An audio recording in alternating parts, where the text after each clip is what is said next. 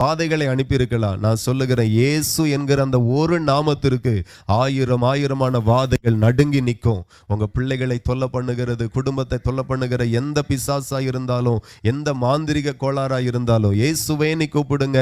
இயேசு என்கிற நாமம் எந்த வீட்டில் உயர்த்தப்படுகிறதோ, கூப்பிடப்படுகிறதோ, அந்த வீட்டுக்கு நேராக எந்த பிசாசின் ஆவி, மாந்திரிகத்தின் ஆவி, சேவனையின் ஆவி அங்கே செயல்படவே முடியாது. ஆகவே எங்களுக்கு கிடைத்த விடுதலை நாங்களும் மற்றவர்களிடத்துல சொல்லுகிறோம். நீங்களும் நம்ம கிராமத்துல பாத்தீங்கன்னா யாராகிலும் சோம் இல்லைன்னா, வாமா ஜெயசரன் போவோம், சூப்பர் ஆஸ்பத்திரி சொல்றோமா இல்லையா?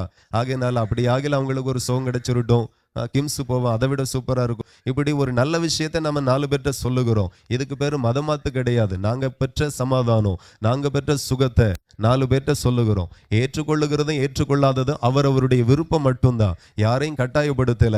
ஆனால் இயேசு எங்களை சுகமாக்கினார். இதை இயேசு உங்களையும் சுகமாக்க வல்லவராயிருக்கிறார்.